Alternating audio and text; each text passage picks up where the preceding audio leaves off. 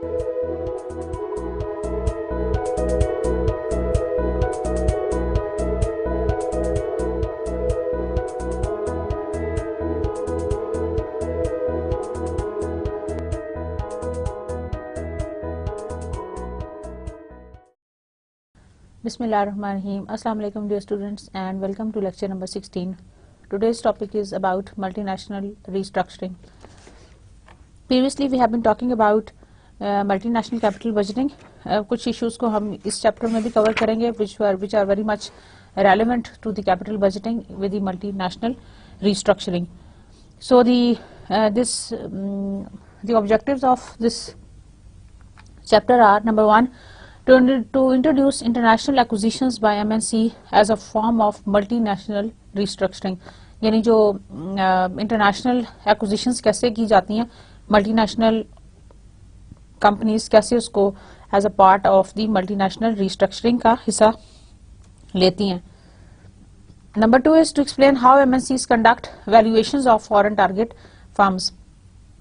Valuations करेंगी. Valuations का मतलब यह है कि आप किसी भी फर्म की वैल्यू कैलकुलेट करेंगे, the today's value, whether it is really feasible to acquire that firm और नॉट.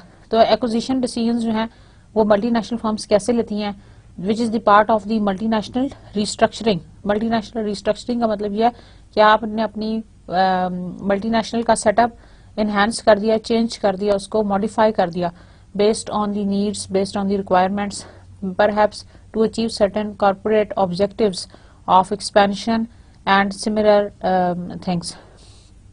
So एक छोटा सा पैरा मैं आपको यहाँ से रीड आउट करके दूं.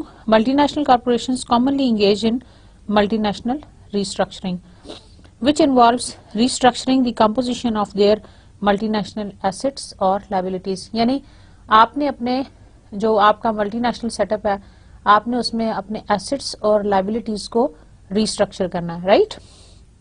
Thus, multinational restructuring decisions not only determine the type of assets but also countries where those assets are located. पहला decision तो आप ये करेंगे कि what kind of assets are you going to keep in your structure, and दूसरा is but also the countries where those assets are located. Also, you are going to decide about the countries in which you want to make your investment. तो दो तरह की investments हैं. Number one is about your assets and number two is about your investments. Financial managers must understand how to assess restructuring alternatives so that they can make restructuring decisions that maximize the value of MNC. और basically आप इस restructuring को इसलिए करेंगे so as to maximize the firm's value. हम जितने भी काम करते हैं, हम जितने भी steps लेते हैं in the कॉर्पोरेशन के एडवांसमेंट के लिए, मल्टीनेशनल के सेटअप को अच्छा बेहतर बनाने के लिए, that always lead towards to increase the value of that particular firm. So this is also restructuring decision to maximize the value of the MNC, to maximize the value of the MNC. Okay. So another objective of this chapter is to explain why the valuations of a target firm may vary among MNCs. कि क्या valuations जो हैं of a target firm, why they vary among MNCs, and to identify other methods of multinational restructuring. And we are also going to identify the different methods of multinational restructuring. So what is multinational restructuring? Building a new subsidiary, acquiring a company, selling an existing subsidiary, downsizing operations, and shifting production among subsidiaries are all forms of multinational restructuring. Basically, we are talking about the different types of multinational restructuring. हमने ये बात की अभी तक कि जो multinational restructuring है, we can do it by different ways. Number one is either by building a new subsidiary, जो कि अभी तक हम पढ़ते आए throughout कैपिटल बजटिंग वाले पिछले लेक्चर में भी मैंने आपको उसका हवाला दिया था. उसका भी थोड़ा लिंक बनता है कैपिटल बजटिंग का मल्टीनेशनल रिस्ट्रक्चरिंग के साथ, वो कैसे, वो भी हम देखेंगे. बिल्डिंग अ न्यू सब्सिडरी और एक्वायरिंग अ कंपनी और सेलिंग एन एग्जिस्टिंग सब्सिडरी, और एग्जिस्टिंग को आप सेल कर दें, ये भी एक रिस्ट्रक्चरिंग का पार्ट है. डाउनसाइजिंग कर दें ऑपरेशंस का, ये भी एक उसका पार्ट है। शिफ्ट कर दें प्रोडक्शन अमंग सब्सिडरीज, लोकेशंस को शिफ्ट कर दें, एसेट्स एंड लायबिलिटीज के स्ट्रक्चर को चेंज कर दें। These are all the different forms of multinational restructuring. और आप ये क्यों करते हैं? जाहिर है in order to enhance the value of your firm, in order to enhance the value of your firm. हमने अभी तक जितनी भी बात की throughout the text of finance and particularly the text of international financial management, multinational financial management, we are always focusing on the enhancing the value of the firm. So this is one way by which we can enhance the value of firm, और multinational restructuring can be done by different ways जो मैंने आपको explain किए। आगे आइए। MNCs continuously assess possible forms of multinational restructuring to capitalize on the changing economic, political and industrial conditions across the countries. अच्छा students, अब ये multinational restructuring क्यों की जाती है? उसकी बहुत सारी रीजंस हैं। बिकॉज वी आर ऑलवेज, जो MNCs होती हैं वो अपॉर्चुनिटीज की तलाश में रहती हैं कि जहाँ पे भी उनको कोई ऐसी अपॉर्चुनिटी मिले वो अपनी फर्म की वैल्यू को इनहेंस कर लें, कोई ऐसा स्टेप ले लें। अब स्टूडेंट्स उसमें बहुत सारी चीजें हैं। It can be the changing economic situation of a particular country. For example कोई कंट्री है, उसकी इकोनॉमिक सिचुएशन बहुत वर्सन ऑफ होती जा रही है। जो पब्लिक सेक्टर, जो आपके कंपनीज हैं, जो आपकी पब्लिकली ओन्ड फर्म्स हैं, वो बहुत ज्यादा वीक होती जा रहे हैं, इंस्टीट्यूशंस बहुत ज्यादा वीक होते जा रहे हैं, प्राइवेटाइजेशन का अमल जो है वो बहुत वेलकम किया जा रहा है। तो firms would like to have, foreign investors would like to acquire those institutions so as to achieve their objectives. वो अपने एक्सपेंशन के लिए उस चीज को यूज करेंगे। सिमिलरली द रीजंस में भी political, the weak political scenario in certain countries में invite certain other MNCs to capitalise on this particular aspect. And similarly the industrial conditions अगर अच्छी होती जा रही हैं तो then there is that is an other opening gate for those firms who want to enter and who want to maximize their firm's value. So these are the different types of restructuring schemes and the different, you can say the catalyst that can change or that can improve the situation, which is the economic, political. These are the reasons why do we enter into such kind of multinational restructuring arrangements. Number one is the international acquisitions. An international acquisition enables a firm to immediately expand its international businesses since the target is already in place. The firm also benefit from the established customer relationship.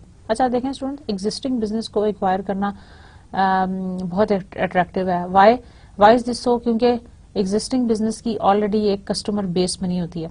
आपने कभी newspaper में पढ़ा होगा एक चलता हुआ कारोबार बराए फरोख्त है। Why is this so? कि उसकी वैल्यू ज्यादा है, बिकॉज दैट एग्जिस्ट ऑलरेडी, और उसकी एक कस्टमर बेस ऑलरेडी डेवलप हुई हुई है, उसकी नेटवर्किंग हुई हुई है, उसके सप्लायर्स पता है कौन प्रोवाइड करेगा, उसकी मार्केट में एक जगह बनी हुई है। सो एग्जिस्टिंग बिजनेस को एक्वायर करना is a very very good opportunity. और उससे ये होता है क्योंकि target is already in place, मैं जैसे कि आपको बताया, and the firm may benefit also from the established customer relationships. तो अगर आप इमीडिएटली एक्सपेंड करना चाहते हो तो you may enter into this form of a arrangement which is the multinational restructuring. एक स्टूडेंट्स, आपको छोटी सी मैं यहाँ से एग्जांपल पढ़ के सुनाना चाहती हूँ, which is about the managing the value and it is about the international acquisitions.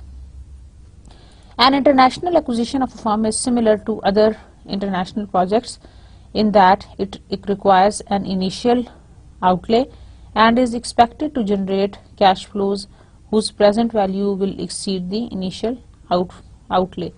तो ये बिल्कुल उसी तरह की बात है जैसे आप कोई एक इंटरनेशनल प्रोजेक्ट करने जा रहे हो।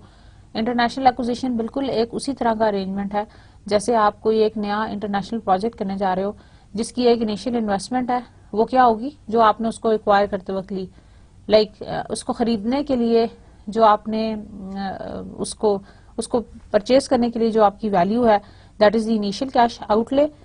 और फिर उसके ऊपर जो कैश फ्लोज आ रहे हैं, that is expected to generate cash flows whose present value will exceed the initial outlay.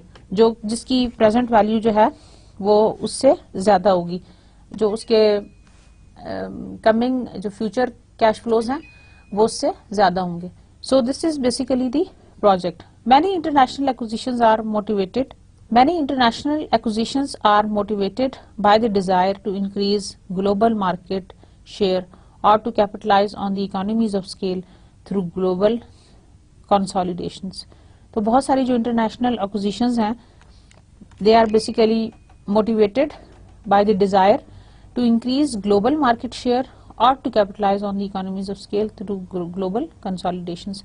So either it is to capitalize on the economies of scales or it is to increase the global consolidations. Many US based MNCs including Rockwell International, Ford Motors, Scott Paper, Borden and Dow Chemicals have recently engaged in international acquisitions. बहुत सारी firms US based जिनके मैंने कुछ नाम आपको पढ़ के सुनाए, including the Ford Motors, बहुत पॉपुलर नाम है, आपने सुना होगा, Dow Chemicals, they have recently engaged in the international acquisitions. MNCs may view international acquisitions as a better form of direct foreign investment DFI. Acquisition जो है वो एक बहुत बेहतरीन तरीका है for initiating the direct foreign investment in a country rather than establishing a new subsidiary. बजाय इसके कि आप कोई नई subsidiary बनाएं, उससे बहुत अच्छा है कि आप इंटरनेशनल एक्विजिशन कर लें. उसकी रीजन ये है कि the target is already in place, जैसे कि आपको स्लाइड में नजर आ रहा है, और बेनिफिट्स ये हैं कि आप एग्जिस्टिंग कस्टमर जो आपके हैं रिलेशनशिप्स, उनको भी आप इंजॉय कर सकते हो. MNCs may view international acquisition as a better form of direct foreign investment than establishing a new subsidiary. However, there are distinct differences between the two forms of DFI. लेकिन इन दोनों में थोड़ा सा फर्क है, एक्विजिशन में और डायरेक्ट फॉरेन इन्वेस्टमेंट में. वो क्या है? Through an international acquisition a firm can immediately expand its international business since the target is already in place. ठीक है, मैं बार बार ये कह रही हूँ, since the target is already in place, आपका एक एग्जिस्टिंग बिजनेस है, तो you are in a much stronger position, in a much better position, क्योंकि आपने कस्टमर बेस नहीं बनानी. Establishing a new subsidiary requires time. जब भी कोई नया बिजनेस है, अगर आपने नई सब्सिडरी बनाई है, no matter how hard you try, आपने फोरकास्टिंग भी सारी कर लिया, but still it will require some time to establish your subsidiary. जैसे हमने स्टूडेंट्स कैपिटल बजटिंग प्रोसेस में सब्सिडरी ओपन करने के लिए एक पूरा फोरकास्टिंग एनालिसिस और फिर उसके सारे हमने फ्यूचर कैश फ्लोज एनालाइज किए, एनपीवी कैलकुलेट की और फिर हमने बनाया. लेकिन एक्विजिशन के लिए आपको ये सारे काम नहीं करने पड़ेंगे, लेकिन सिर्फ आपको वैल्यूएशन जरूर करनी पड़ेंगी, जो मैं आज आपको बताऊंगी. Second, an international acquisition can benefit from the customer relationship that they have already established. These advantages of international acquisitions over the establishment of a foreign subsidiary must be weighed against the higher cost of acquisition. क्योंकि आपको ये देखना पड़ेगा कि जो acquisition की भी कुछ costs होंगी, क्या cost and benefit analysis में ऐसा तो नहीं है कि acquire करने के लिए आपको जो cost है वो ज्यादा इनकर हो रही है as compare to the benefit, then you will forgo that. आप देखेंगे कि आपने दोनों में से क्या चूज करना है. क्या आपके लिए नई सब्सिडी बनाना ज्यादा बेनिफिशियल है या ज्यादा कॉस्ट इफेक्टिव है एज कम्पेयर टू अगर आप अपनी जो एग्जिस्टिंग कोई बिजनेस है उसको एक्वायर कर लेते हैं.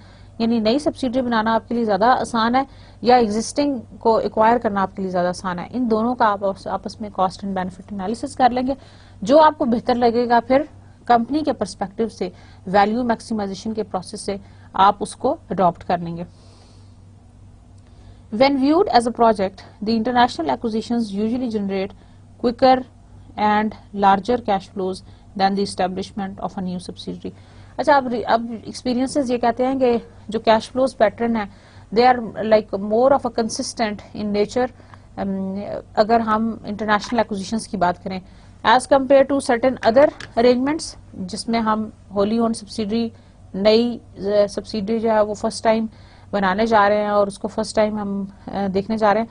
अगर हम उस तरीके से करें तो that is perhaps more time consuming and perhaps even more risky, because you never know कि जो आपने नई सब्सिडी बनाई है उसका फ्यूचर क्या होगा. लेकिन जो इंटरनेशनल एक्विजिशन है, जो ऑलरेडी एग्जिस्टिंग फर्म है, सर्टेनिटी तो अनसर्टेनिटी का तो चांस इसमें भी है, बट यू नो ये थोड़ा सा एक्सपीरियंस्ड है, थोड़ा सा पुराना है, तो we can still rely on that. So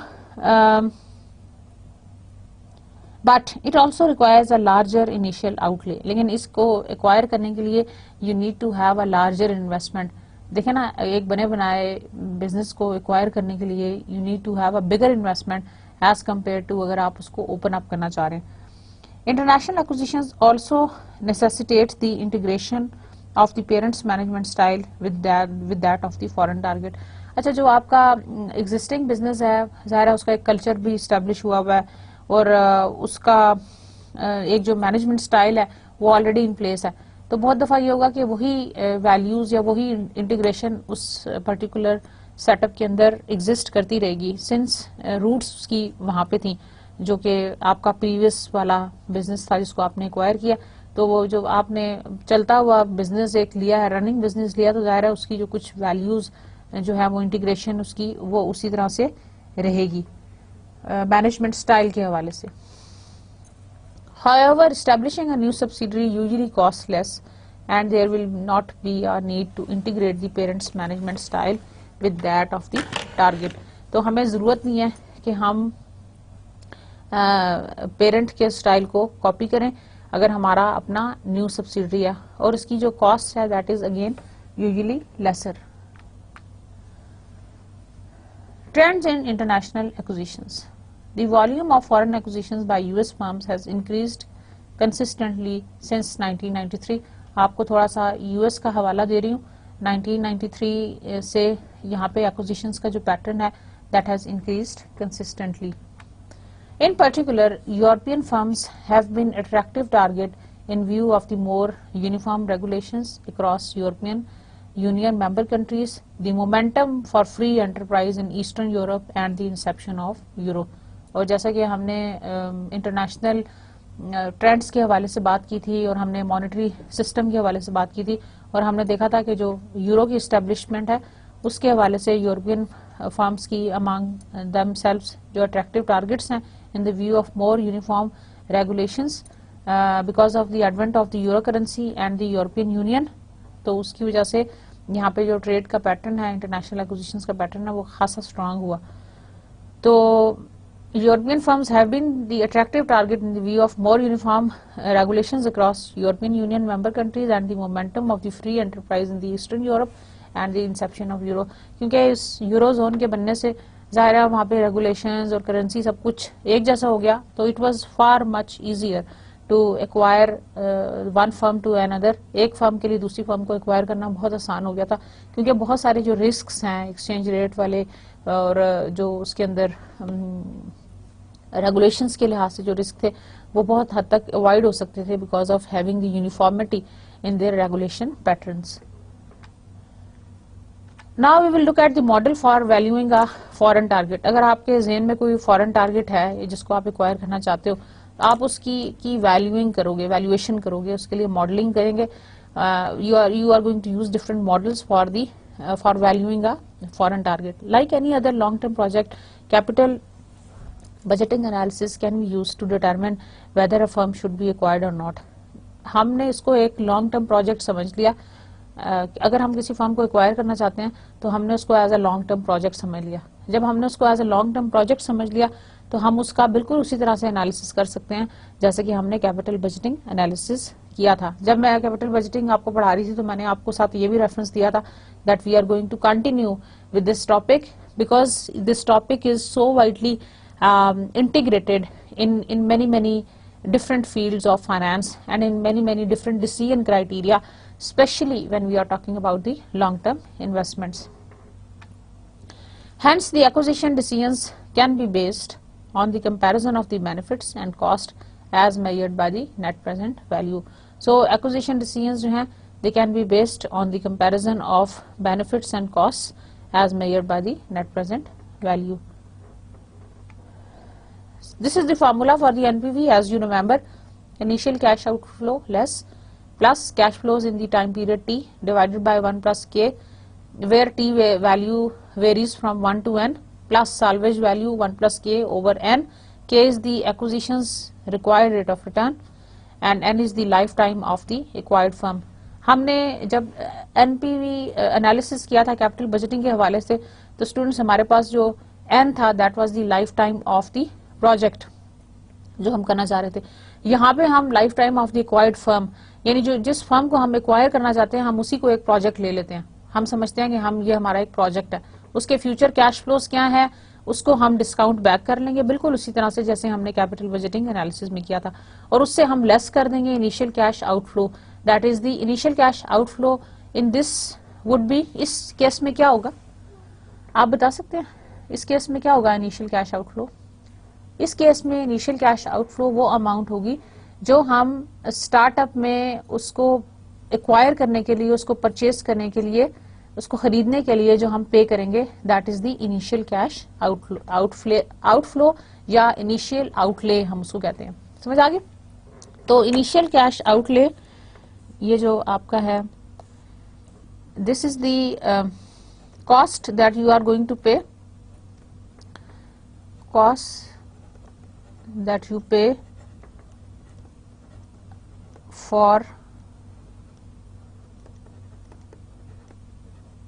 acquiring the firm, acquisition के लिए, ठीक है ना। शुरू में जो आपने इसको एज अ बिग प्रोजेक्ट समझ लें और शुरू में आपने जो उसको खरीदने के लिए जो आपने अमाउंट पे करनी है उसको आप इनिशियल कैश आउटले कह दें।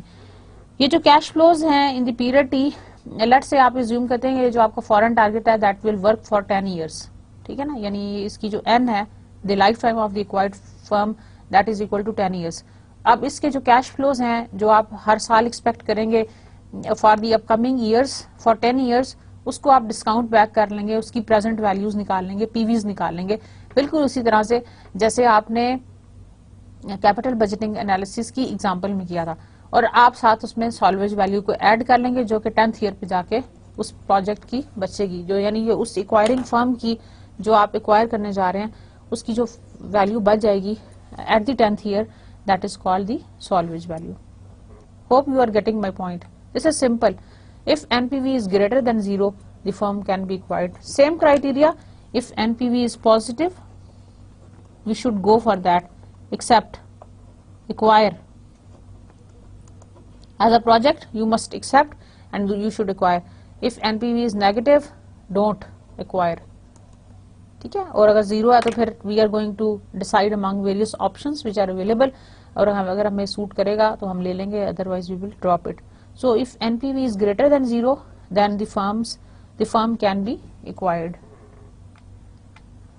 Note that the relevant exchange rate taxes, the blocked fund restriction etcetera should also be taken into account. I repeat, note that relevant exchange rate, taxes and blocked fund restrictions etc. should also be taken into account. इसका मतलब ये है कि जो exchange rate relevant exchange rate है, जाहिर है आप जिस फर्म को एक्वायर करने जा रहे हैं वो किसी और कंट्री में है, उसका जो एक्सचेंज रेट है, उसका जो करेंसी है that is going to be different as compare to yours. ये एक फैक्टर आपने ध्यान में रखना है। नंबर 2 इज टैक्सेस, टैक्सेस के क्या पैटर्न्स हैं वहाँ पे, and the blocked fund restriction. Blocked fund से मतलब ये है कि कई दफा अगर आपने उसको एक्वायर कर लिया तो हो सकता है कि होस्ट कंट्री आपको ये कहे कि कुछ अरसे के लिए जो उसके कैश फ्लोज हैं आपने उसको यहीं पे इन्वेस्ट करना है, जैसे कि हमने ब्लॉक फंड्स की अरेंजमेंट पढ़ी थी इन दी कैपिटल बजटिंग प्रोसेस में उस चैप्टर के अंदर। तो हो सकता है कि ये वाली सारी चीजें भी आपने जहन में रखनी है अगर ये एप्लीकेबल हैं। अगर आप तो यूरोजोन में काम कर रहे हैं, यूरोपियन कंट्रीज में, तो एक्सचेंज रेट तो आपका नहीं होगा। टैक्सेस भी मोर और लेस, रेगुलेशन पैटर्न्स भी सिमिलर है। ब्लॉक फंड्स को चेक कर लें and you can go on. लेकिन अगर आपका बहुत ज्यादा डिफरेंस है and you are going into a comparatively new setup, तो then you must be looking at that. Now assessing potential acquisitions after the Asian crisis. Asian crisis के बाद potential acquisitions को आप कैसे असेस करेंगे? Although the Asian crisis had devastating effects, it created an opportunity for some MNCs to pursue new business in Asia. अच्छा students, हमेशा ऐसा होता है कि जो क्राइसिस होते हैं they always lead to certain opportunities, और बिजनेसमैन की ये बहुत बड़ी खूबी है या ये उसका बहुत बड़ा ये उसकी एबिलिटी है कि he is always seeking for the opportunities even in the crisis time period. जैसे कि स्टूडेंट्स अगर आपको याद हो 2007 का जो अर्थक्वेक आया था हमारे 2005 का जो अर्थक्वेक आया था हमारे कंट्री के अंदर, बहुत जो स्वेयर अर्थक्वेक था, उसके बाद जो अपॉर्चुनिटीज थी वो ये थी बिल्डर्स एंड कंस्ट्रक्शंस के हवाले से कि लोगों ने ऐसे प्लाजाज कंस्ट्रक्ट करने शुरू किए जो कि अर्थक्वेक प्रूफ थे, यानी वो शॉक्स को एब्जॉर्ब कर सकते थे for a certain Richter scale, क्योंकि people at that time they were really very conscious, specially in Pakistan. तो उन्होंने इस तरह की अरेंजमेंट्स करनी शुरू की, कुछ इस तरह के हाउसेस बनाए थे हमारे कुछ एरियाज के अंदर, जो रिमोट एरियाज, जहाँ एबटाबाद और मुजफ्फराबाद की साइड पे जहाँ पे ज़लज़ला आया था, वहाँ पे उन्होंने ऐसे हाउसेस बनाए थे जो अर्थ को एक जो शॉक्स हैं उनको एब्जॉर्ब कर सकते थे। तो ये बेसिकली बिजनेसमैन की एक अपॉर्चुनिटी को असेस करने की एक एबिलिटी होती है कि वो हमेशा क्राइसिस में भी जाके हमेशा कोई ना कोई वहां से अपॉर्चुनिटी निकालते हैं। तो एशियन क्राइसिस भी जिसने बहुत ज्यादा एशियन कंट्रीज को हिट किया, जिसका हम बहुत ज्यादा जिक्र करते हैं, Mexican crisis, peso crisis, Asian crisis, we have been talking about many times. Lecture number 1 में मैंने आपको बताया, 2 में बताया, बहुत दफा मैंने आपको इसका हवाला दिया। इसकी वजह से भी पोटेंशियल एक्विजिशंस एशियन क्राइसिस की वजह से बहुत ज्यादा सामने आई। In Asia, property values had declined, the currencies were weakened, many firms were near bankrupt, and the government wanted to resolve the crisis. Governments जो हैं वो resolve करना चाहती थी crisis को, situation बहुत worsen off थी, currencies बहुत weak हो गई, बहुत सारी firms bankrupt हो गई, और government चाहती थी कि वो किसी न किसी तरह से इन crisis से निकलें। However, MNCs must also consider the lowered economic growth rates in Asia. लेकिन एमएनसीज को यह भी देखना चाहिए कि वो इकोनॉमिक ग्रोथ के हवाले से, इकोनॉमिक ग्रोथ रेट भी जाहिर है एशिया में कम हो गया था, तो उनको ये पॉइंट भी ज़हन में रखना था कि ऐसा ना हो कि इस तरह की एक्विजिशन करने से उनके जो फ्यूचर प्रोस्पेक्ट्स हैं अबाउट द ग्रोथ वो कहीं से हैम्पर ना हो जाए। In Europe many countries have adopted the euro as the local currency। उस टाइम पीरियड की हम बात कर रहे हैं। This simplifies the analysis of for an MNC that is comparing possible target firms in the participating countries। So basically this simplifies the analysis of an MNC which is comparing the possible target firms in the participating countries। Okay, let me read out an example for you। In the first 6 months of 1998, US firms invested more than 8 billion in Asia। 1998 में Asia ने 8 billion से ज्यादा invest किया। More than double the amount they had spent there in all of 1997। Even अगर हम उसको 1997 से compare करें तो it was double। इसका मतलब है 1997 में अगर उन्होंने 4 बिलियन इन्वेस्ट किया था तो 1998 में it went up to 8 billion। And why it was that? Procter and Gamble agreed to acquire Sanyong Paper, a large conglomerate in South Korea, during the crisis। Citicorp obtained a large stake of First City Bank in Thailand। तो ये examples हैं basically which have been taken from the जो world wide acquisition patterns हुए थे उस जमाने में, उस वक्त में जब ये मेजर एक्विजिशंस हुई। Firms that made acquisitions had to consider the obvious adverse effect of the crisis in their capital budgeting analysis। The lower economic growth meant that most Asian projects would generate lower cash flows, and the weak currencies reduced the amount of cash flows that would ultimately be received as a return on the parent investment। लेकिन इसको जब उन्होंने ये acquire किया, जैसे मैंने आपको 2 acquisitions का जिक्र किया, तो उनको इस बात का भी ख्याल रखना था कि क्योंकि इकोनॉमिक ग्रोथ जो है वो बहुत ज्यादा हैम्पर हुई है, तो जो आपके कैश फ्लो पैटर्न्स हैं they can be largely affected. Factors that affect the expected cash flows of the foreign target. Specific factors, targets previous cash flows, these may serve as an initial base from which future cash flows can be estimated। जो previous cash flows जिस firm को आप acquire करने जा रहे हो, जो उस फर्म के previous cash flows हैं, that can be the target और that can be the base for the future cash flows. यानी अगर आप किसी फर्म को आज एक्वायर करने जा रहे हैं तो आप ये देखेंगे कि 2011 में, 12 में, 9 में उसके कैश फ्लोज के क्या पैटर्न थे। अगर keeping rest of all the other things constant, we expect कि similar pattern is going to be followed in future. तो ये टारगेट के स्पेसिफिक फैक्टर्स हैं, you need to study them as well, आप उनको भी अच्छी तरह से स्टडी करें, बिकॉज जो मोस्टली ये होता है कि जो प्रीवियस पैटर्न होता है वही फ्यूचर के अंदर फॉलो हो रहा है। तो अगर जिस फर्म को आप एक्वायर करने जा रहे हैं, अगर उसका पैटर्न ये कहता है कि प्रीवियसली उनके जो कैश फ्लोज हैं they are on the increasing line, they may serve as the initial base from which future cash flows can be estimated. Managerial talent of the target, आपने ये भी देखना है कि जिस फर्म को आप एक्वायर करने जा रहे हैं उसका मैनेजरियल टैलेंट कैसा है। द एक्वायरिंग फर्म में allow the acquired firm to be managed as it was before the acquisition, downsize the firm और रिस्ट्रक्चर इट्स ऑपरेशन। जो एक्वायरिंग फर्म है वो ये भी इजाजत दे सकती है एक्वायर्ड फर्म को कि वो अपने ही तरीके से, जिस तरह से वो पहले मैनेज कर रही थी अपने सारे ऑपरेशंस को, वो उसी तरह से उसको मैनेज कर ले, या फिर ये भी हो सकता है कि वो डाउनसाइजिंग करे और रिस्ट्रक्चर करे उसके ऑपरेशंस को। So these are basically the target's specific characteristics. तो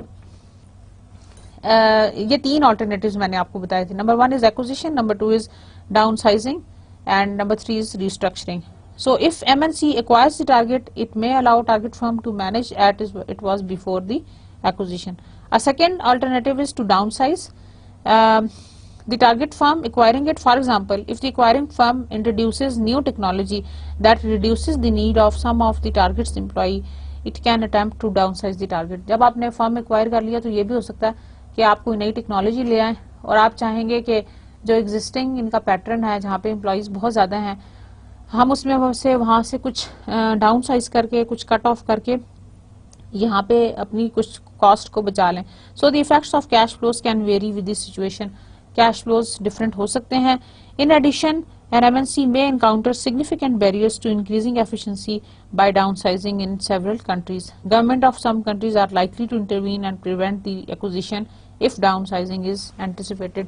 अब कई दफा ये होता है कि गवर्नमेंट्स भी इंटरवीन करती हैं कि ऐसा ना हो कि फर्म को एक्वायर करने के बाद ये डाउन साइजिंग करें, और अगर ये डाउन साइजिंग करेंगे तो उसके पोटेंशियल इम्पैक्ट्स क्या आएंगे। लाइक बहुत सारे लोग अगर वो टेक्नोलॉजी की वजह से डाउन साइजिंग करते हैं या किसी भी वजह से, तो जो लोग जिनको वो जॉब से फारिग करेंगे तो वो अनएम्प्लॉयमेंट जो है, अनएम्प्लॉयड लोग बहुत ज्यादा हो जाएंगे। तो गवर्नमेंट्स भी कई दफा उसमें इंटरवीन करके ये देखती हैं कि क्या ऐसा तो नहीं होने वाला कि इससे सूरत हाल और ज्यादा खराब हो जाए। Then is the country specific factors. एक आपके हो गए target specific factors, now we are looking at the country specific factor. Country specific factors से मतलब ये है कि target's local economic condition, demand is likely to be higher when the economic conditions are higher. Target's local economic conditions they are very very important. जहां पे वो target firm मौजूद है उसकी इकोनॉमिक कंडीशंस कैसी हैं। Demand is likely to be higher when the economic conditions are higher. जब economic conditions अच्छी होंगी तो demand is definitely going to be very very high. So the potential targets in countries where economic conditions are strong are more likely to experience strong demand for their product in the future and may generate higher cash flows. और अगर आप किसी तरह से उसकी economic conditions को पहले से प्रिडिक्ट कर लें तो नथिंग लाइक दैट। और आपको कंट्री स्पेसिफिक फैक्टर्स के लिए ये बहुत जरूरी है that you must assess the country's economic condition beforehand. ठीक है। So also some acquisitions of the firm are intended to focus on exporting from the target's home country, so the economic condition in the target country may not be as important. अगर आप export करने जा रहे हैं तो that is not very important, लेकिन अगर आप एक्वायर करने जा रहे हैं और वहीं पे जाके आपने ऑपरेशंस करने हैं और उसी की जो लोकल कम्युनिटी है उसके साथ डील करना है, तो then it is very very important to know about their economic conditions and their experiences. So the economic conditions are difficult to predict over a long time period, specially for the emerging countries. और economic conditions को long term के लिए forecast करना भी बहुत मुश्किल है, specifically when we are talking about the emerging countries, क्योंकि इमर्जिंग कंट्रीज के अंदर जो पैटर्न है ग्रोथ का that is going to be changed. वो चेंज भी होता रहता है क्योंकि उनकी इकोनॉमिक कंडीशंस जो है वो दिन ब दिन बेहतरी की तरफ जा रही हैं। तो we can not really predict, कभी ऊपर कभी नीचे फ्लक्चुएशंस भी हो सकती हैं, and they might see the variations and the volatility in their economic patterns. targets local political conditions. Cash flow shocks are less likely when the political conditions are favorable. Again, political instability might lead to the instability for the cash flow patterns of the acquiring firm. तो हम जो acquiring firm है, जो target firm है, उसको लेने जा रहे हैं, तो हमने ये भी देखना है कि उस कंट्री की पॉलिटिकल कंडीशन कैसी है, और क्योंकि पॉलिटिकल कंडीशन का बहुत ज्यादा गहरा ताल्लुक है.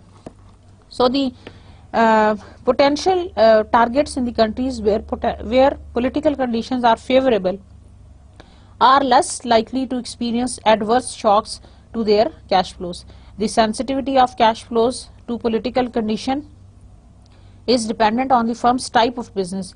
Political conditions are also difficult to predict over a long time period, especially when we are talking about the emerging countries. Political conditions जो हैं, they keep on changing, and especially when we are talking about the emerging countries. आगे चलें. Then is targets industry conditions. Targets industry conditions is industry with high growth potential and non-excessive competitions are preferred. Some industries in a particular country may be extremely competitive while others are not. कुछ countries के अंदर कुछ industries बहुत strong होती हैं और बहुत competitive होती हैं.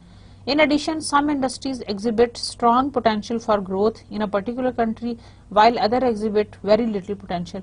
कुछ कंट्रीज के अंदर कुछ इंडस्ट्रीज का भी बहुत ब्राइट प्रोस्पेक्ट होता है because of the may be the consumer demand, because of may be the specific climatic conditions etcetera. उसकी वजह से वो इंडस्ट्री हो सकता है कि वहां पे बहुत ज्यादा बूम करे because of certain cultural variations, different habits की वजह से भी डिफरेंट हो सकता है. जैसे कुछ कंट्रीज के अंदर जो है वो स्पोर्ट्स आइटम्स जो है वो बहुत ज्यादा डिमांड में होते हैं, इसलिए उस तरह की जगह के ऊपर शायद इस तरह की इंडस्ट्री बहुत ज्यादा फ्लरिश करे. कुछ जगहों पे हमने देखा है जैसे राइडिंग वगैरह बहुत कॉमन है डेवलप वर्ल्ड के अंदर, लोग बहुत शौक से करते हैं. अब उनके लिए जो स्पेसिफिक जो उससे जो रिलेटेड इंडस्ट्री है which is related with the leather produced goods, वो उसके हवाले से ज्यादा स्ट्रांग होगी. Depending on the choice and the consumer demands in that particular country. When an MNC assess targets among countries, it would prefer a country where the potential growth for its industry is higher and competition with the industry is not very excessive. क्योंकि बहुत ज़्यादा competitive market में भी अगर आप enter होने जा रहे हो तो that is not going to be very very attractive for you, क्योंकि already competition बहुत है. तो अगर आप चले भी जाएंगे वहाँ पे तो आपके जो profit margins हैं वो बहुत low रहेंगे. So you have to see the targets industry conditions as well. Then is the target's currency condition. आपने ये भी देखना है कि उसकी करेंसी कंडीशन कैसी है. A currency that is expected to strengthen over time will usually improve the target's remitted earnings to parents. ये सिनेरियो हमने ये प्रोसीजर उस वक्त देखा था जब हम अगर आपको याद हो हम कैपिटल बजटिंग प्रोसेस पढ़ रहे थे और वहाँ पे हमने एक एग्जांपल पढ़ी थी और वहाँ पे हमने उसका एक स्ट्रॉन्ग सिनेरियो देखा था सिंगापुर डॉलर का करेंसी का विद डॉलर, और हमने ये देखा था कि जब वो स्ट्रॉन्ग होने जा रहा था तो हमारे जो कैश फ्लोज का पैटर्न था that was really really very encouraging for the parent. जो पेरेंट को हमने अर्निंग्स रेमिट करनी थी वो भी खासी प्लस में आ रही थी. प्लस और जो उसका एक बेनिफिट था वो ये था कि जो क्यूमुलेटिव एनपीवी थी वो बहुत अच्छी पॉजिटिव में आ रही थी जबकि स्ट्रॉन्ग सिनेरियो था. तो currency which is expected to strengthen over time will usually improve the target's remitted earnings to the parents. If a US-based MNC plans to acquire a foreign target, it must consider how future exchange rate movement may affect the target's local currency cash flow. It must also consider how exchange rates will affect the conversion of the target's remitted earnings to the US parent. अगर कोई US-based firm है तो उसको ये देखना पड़ेगा कि उसकी करेंसी का क्या रिलेशनशिप है with that of the target firm home currency. ठीक है ना. In the typical case, ideally the firm currency could be weak at the time of acquisition. जिस वक्त weak हो, that is the best time to acquire it, so that MNC's initial outlay is low, ताकि MNC को कम पैसे दे के वो acquire करना पड़े. But strengthen over time, क्योंकि जब उसने एक दफा एक्वायर कर लिया, अब तो उसकी इन्वेस्टमेंट चली गई ना उधर, और अब आप इंटरेस्टेड हो कैश फ्लोज में। अगर उस कंट्री की करेंसी बेहतर होगी, उसकी करेंसी अप्रिशिएट होगी, तो आपके लिए वो फायदा है, क्योंकि आपको जो रेमिट बैक हो रहा है कैश फ्लो वो उनकी करेंसी में हो रहा है, जिसको आप बाद में कन्वर्ट करोगे। समझ आ रहा है ना? तो अगर उनकी करेंसी अच्छी होगी, स्ट्रांग होगी, तो जब आप कन्वर्ट करोगे तो you will get more benefit out of that. So there can be exceptions to this general statement, but the point is that MNCs forecast future exchange rates and then apply those forecasts to determine the impact of these cash flows. आगे चलते हैं। Targets local stock market conditions. When the local stock market prices are generally low, the target's acceptable bid price is also likely to be low. जब उनकी local stock market की prices कम होंगी, तो target की जो एक्सेप्टेबल बिड प्राइस है that is also going to be low. Taxes applicable to the target. What matters to the acquiring firm is the after tax cash flows that it will ultimately receive in the form of remitted funds. Now the example of the valuation process. Lincoln Company desires to expand in Latin America or Canada. International screening process, it first identifies prospective targets and then conducts an initial screening to pick out those that deserve a closer assessment. पहले आप एक broader assessment करेंगे जिसमें आप pick करेंगे, फिर उसके बाद आपने एक closer assessment करनी है after the screening process, initial screening process, whereby you are going to look at the closer assessment which really need more assessment. आप क्लोजर लुक लेना चाहते हैं, पहले एक बड़ा फिल्टर लगाएंगे, फिर छोटा फिल्टर लगाएंगे। इन अदर वर्ड्स, यानी छोटे फिल्टर से मतलब है कि और बारीकी से आप देखेंगे कि अब इन 2-3, पहले आपके पास 4-5 ऑप्शंस थी, फिर उसके बाद आपने उसके अंदर से निकाल के 2-3 अपने पास रख ली ऑप्शंस, और फिर आप उसको फिर क्लोजली असेस करेंगे। Example of process use to screen foreign targets. Target based in Mexico, Brazil, Colombia and Canada. These are given to you. Is the target receptive to an acquisition? Mexico, no. Why? Local economic and industrial conditions favorable. Local political conditions okay. Local currency conditions okay. Prevailing stock market prices okay. Tax laws may change. Brazil में आ जाएं. Is the target receptive to acquisition? Maybe. Local conditions okay, political conditions okay, currency conditions okay, stock prices too high and tax laws may change. Colombia, are they receptive? Yes. Local conditions favorable, local political conditions volatile, currency conditions favorable, prevailing stock market prices okay and tax laws reasonable. Canada, receptive? Yes. Local conditions okay, political conditions favorable, currency conditions slightly unfavorable, prevailing stock market prices okay and tax laws reasonable. Basically these are the 4 targets which are based in these 4 different countries, और हमने उनकी assessment की based on different conditions जो अभी हमने थोड़ी देर पहले पढ़ी हैं। हमने उसको okay और yes करके हमने उसको किसी तरह से quantify किया होगा, और फिर हमने उसका जवाब yes, no में और maybe और favorable में हमने जवाब दे दिया। Based on this screening process, Lincoln decides that only target worth further consideration is the target in Canada. Why? क्योंकि देखें नंबर 1 कॉलम में आप देखें, is the target receptive to an acquisition? Canada support कर रहा है, हालांकि कोलंबिया भी सपोर्ट कर रहा है। पहले तो 2 आप निकाल दें क्योंकि they are not receptive to an acquisition. Mexico और ब्राजील, मैक्सिको बिल्कुल नहीं, and about Brazil maybe, तो you will not be in doubts, मतलब ये तो दोनों आप निकाल दें। जो कोलंबिया और कनाडा, इन दोनों को आप देखें, लोकल इकोनॉमिक कंडीशंस कोलंबिया में फेवरेबल हैं, कनाडा में ओके हैं, लेकिन political condition is quite volatile in Colombia whereas it is favourable. Local currency conditions in Colombia is favourable whereas Canada में स्लाइटली अनफेवरेबल है, लेकिन maybe we are hoping कि that is going to improve further. फिर prevailing stock market prices दोनों में okay थी और दोनों में ही टैक्स लॉस रीजनेबल थे। तो हमने जो केयरफुल एनालिसिस किया उसकी बेसिस पे हमने ये कहा कि पॉलिटिकल कंडीशंस जो दोनों में ज्यादा डिफरेंस नजर आ रहा है, that was about the political condition. तो हमने इन दोनों में से चूज कर लिया कनाडा को, इनफैक्ट इन चारों में से चूज कर लिया कनाडा को based on our careful screening process. Estimating the target's value.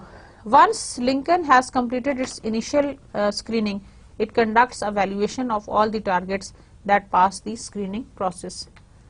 Only those targets that are priced lower than their estimated present values should be acquired. अब हमने उसके ऊपर वैल्यूएशन मॉडल भी लगाना है, यानी हम उसकी प्रेजेंट वैल्यू कैलकुलेट करेंगे कि फ्यूचर में अगर हमें ये कैश फ्लोज दे और उसकी इनिशियल इन्वेस्टमेंट ये है, तो वैल्यूएशन के थ्रू हम देखेंगे कि अगर तो एनपीवी हमारी पॉजिटिव आती है तो हम सिर्फ उन्हीं टारगेट्स को देखेंगे, बाकियों को हम हरगिज नहीं देखेंगे, because they are not worth file. यहां देखें revenues last year Canadian dollar 90, first year, second year and third year, और आपको ये पैटर्न्स गिवन है. Earnings after taxes 10.5 last year, year 1 में 24.5, ईयर 2 में 21.7 earning after taxes and year 3 में 33.32. आप देखेंगे अच्छा खासा हमारा इंक्रीजिंग पैटर्न आ रहा है इन मिलियंस ऑफ डॉलर्स. इसका इसके जो पैटर्न्स हैं, आपने उसकी क्यूमुलेटिव एनपीवी कैलकुलेट किया लास्ट में देखिएगा, that is equal to 19.67 first year की, ईयर 2 की दिस इज 34.50 क्यूमुलेटिव पीवी, और ईयर 3 में 158.72. हम इंटरेस्टेड थे इस बात में कि हमारी जो क्यूमुलेटिव पीवी है वो माइनस में प्लस में होगी, तो we are going to accept, क्योंकि हम ये चाहते हैं कि हमारी जो प्रेजेंट वैल्यूज हैं, हम वैल्यू ऑफ द फर्म को बेसिकली वैल्यूएशन मॉडल में आइडेंटिफाई करना चाहते हैं. तो ये हमें ऐसा लग रहा है देखने से कि ये हमारी इंक्रीज हो रही है, तो ये हमारे लिए एक हैप्पी सिचुएशन है. Suppose that the target shares are currently worth 170 Canadian dollar and $136 million, and Lincoln is willing to pay a 10% premium, 10% पे करना चाहता है to persuade the target's board of director to approve the acquisition. अब acquisition process शुरू हो रहा है. The target may reject the offer and ask for a higher premium. पहला स्टेप पे ये हो सकता है जो टारगेट है वो उस ऑफर को रिजेक्ट कर दे और वो ये कहे कि हम इतना हाई प्रीमियम नहीं पे करना चाहते, और वो हम इतने कम प्रीमियम पे नहीं देंगे बल्कि हम ज्यादा premium, and they are going to ask for the high premium. However Lincoln will not pay more than its estimate of the targets PV, that is CS is equal to 199 और 159 million. ये देखें ये 158.72 है. अगर आप last वाली slide पे देखेंगे ये वाली जो वैल्यू है, ठीक है ना. अब देखें वो इससे ज्यादा पे नहीं करेगा. However, the Lincoln will not pay more than its estimate of the target PV. जो टारगेट की पीवी की वैल्यू है that is equal to $159 million, वो इससे ज्यादा पे नहीं करेगा. If Lincoln company decides not to bid for the target at this time, it will have to redo its analysis if it later considers acquiring the target. अगर वो इस वक्त एक्सेप्ट नहीं करेगा, बाद में ये बिड करना चाहेगा, तो फिर उसको ये प्रोसेस दोबारा करना पड़ेगा. Why? Because the patterns they keep on changing, exchange rate भी चेंज हो सकता है, पॉलिटिकल कंडीशंस और सब कुछ जो हमने इनिशियल स्क्रीनिंग का इतना लंबा चौड़ा प्रोसेस किया, अगर हम इस वक्त ये प्रोसेस नहीं करते तो जब हम नेक्स्ट टाइम दोबारा करेंगे तो फिर दोबारा हमें वो सारे टेस्ट करने पड़ेंगे. ये बिल्कुल ऐसी एग्जाम्पल है, थोड़ा सा हट के बात करते हैं लेक्चर से. ये बिल्कुल ऐसी एग्जाम्पल है कि अगर खुदा न खास्ता कोई बीमार हो तो ऑपरेशन करने से पहले उसके सारे टेस्ट लिए जाते हैं, उसका ब्लड प्रेशर चेक किया जाता है, उसका शुगर लेवल, उसके जितने भी रिलेटेड ब्लड के टेस्ट हैं वो सब लिए जाते हैं, ultrasound, x-rays etcetera, whatever is required. अगर ऑपरेशन किसी वजह से पोस्टपोन हो गया और कहा कि अब 3 महीने बाद ऑपरेशन होगा, जब वो 3 महीने बाद दोबारा ऑपरेशन के लिए आएगा, दोबारा वही सारे टेस्ट रिपीट होंगे. हालांकि 3 महीने में हो सकता है कि ज्यादा चेंज ना आई हो, but still doctors would like to see कि ऐसा तो नहीं हुआ कि सिचुएशन चेंज हो गई है. बिल्कुल ऐसे ही आप बेसिकली ऑपरेशन ही करने जा रहे हैं, ऑपरेशन करने जा रहे हैं, यू वांट टू सी कि क्या ऐसा तो नहीं हुआ. अब दोबारा अगर आप सारे वैल्यूएशन प्रोसेस में एंटर होंगे तो दोबारा आपको सारी इनिशियल स्क्रीनिंग करनी पड़ेगी. Why is it so? Because you want to see कि चेंज तो नहीं आ गया कोई. अगर कोई चेंज आ गया तो then you might need to redo it. ठीक है ना. The value of the target will change as the expected cash flows and the required rate of return change. Value of the target will change as the expected cash flows भी change हो सकते हैं during that time period, and the required rate of return भी change हो सकता है for that time period. In addition stock market and exchange rate conditions will change too. बिल्कुल ऐसे ही जैसे ब्लड का CP लेवल, HB लेवल और डिफरेंट वाइट सेल्स वगैरह चेंज हो सकते हैं ओवर टाइम, बिल्कुल ऐसे ही स्टॉक मार्केट कंडीशन चेंज हो सकती है, एक्सचेंज रेट कंडीशंस चेंज हो सकती हैं during that particular time period. This is the influence of the Czech stock market and the currency conditions on the cost of acquiring a Czech target. ये आपको 2 सालों का डाटा गिवन है और आप देख लें कि change in the krona value and change in the stock market level percentage wise आपको पैटर्न नजर आ रहा है which is quite volatile and fluctuating. ठीक है ना. So changes in the cost of acquiring target that is going to be change automatically. Why valuation of a target may vary among MNCs? Estimated cash flows of a foreign target.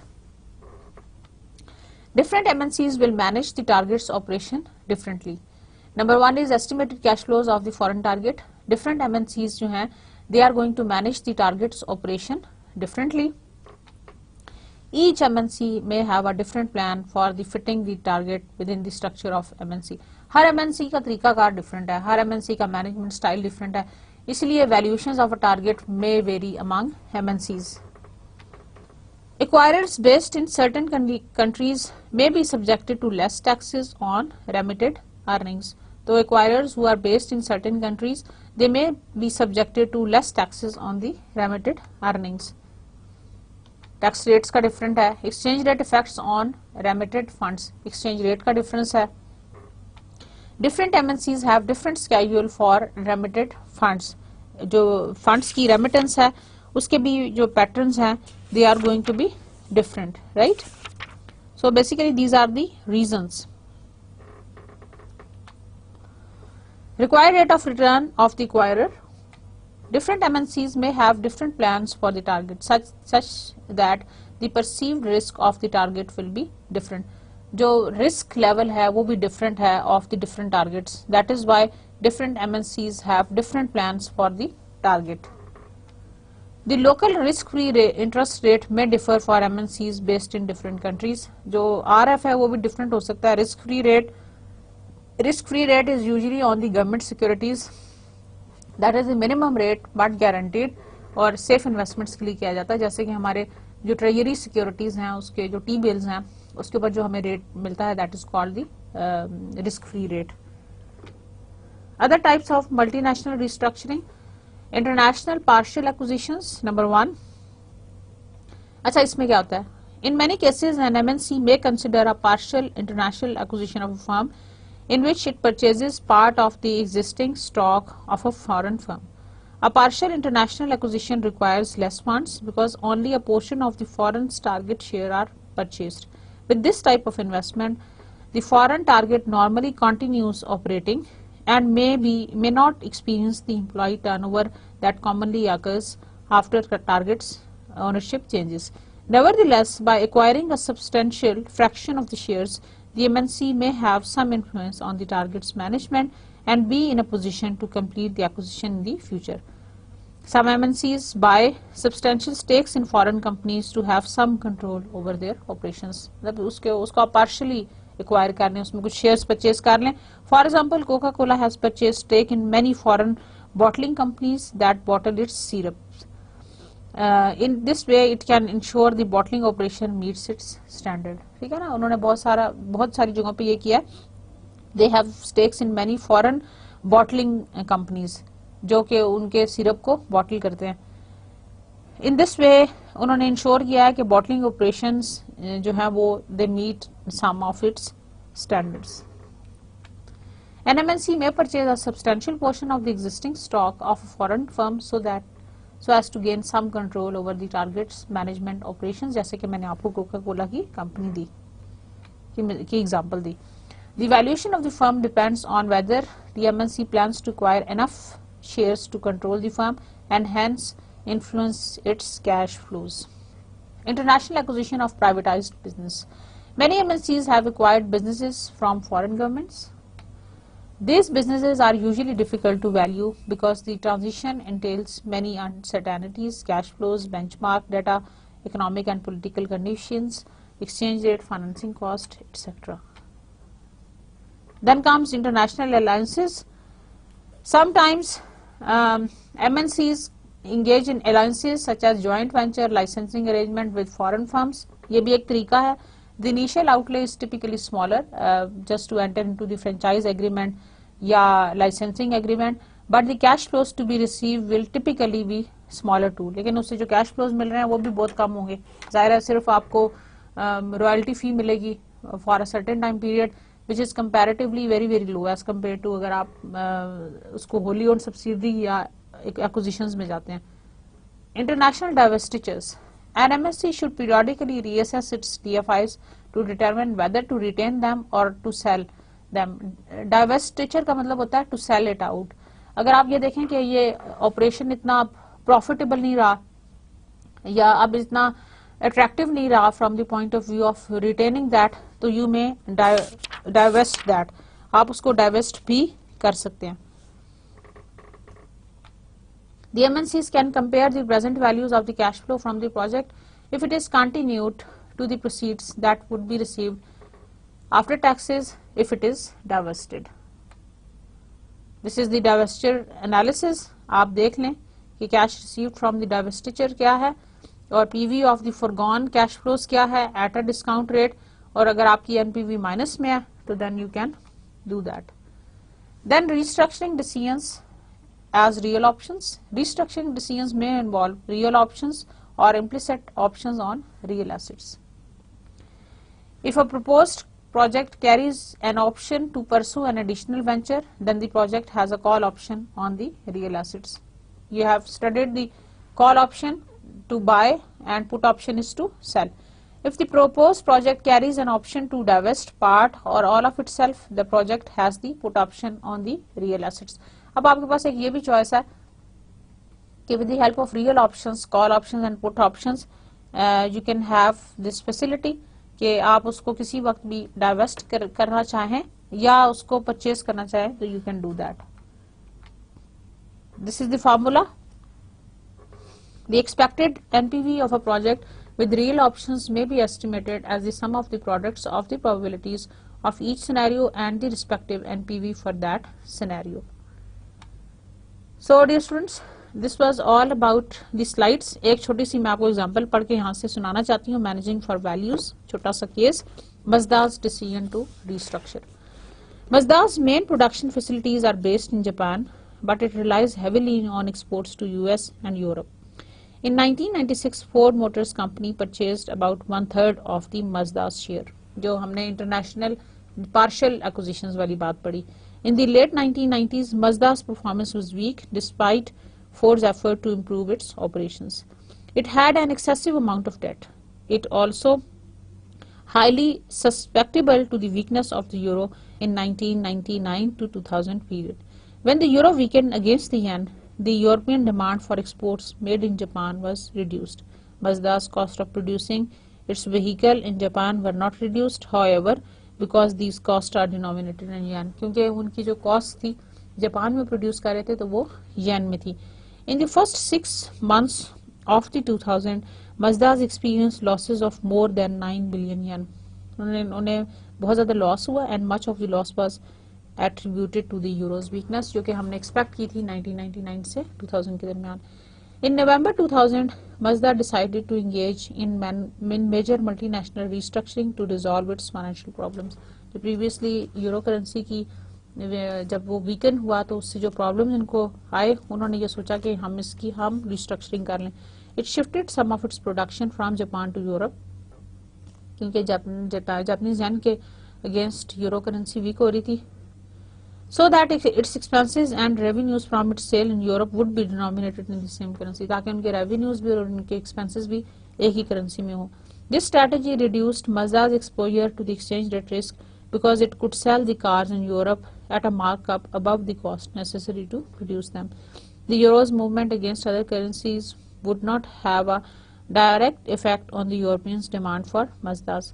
This multinational restructuring was politically tense because it required the closing of some facilities in Japan, which resulted in layoffs. Since the restructuring, however, the value of firm has increased and the shareholders have benefited from Mazda's decision.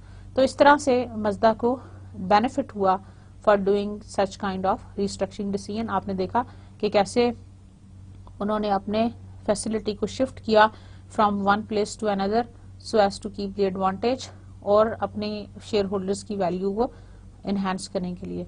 तो dear students, this was all about today's lecture. Hope you have really enjoyed. Thank you very much for listening to me, for your patience. See you next time. Allah Hafiz.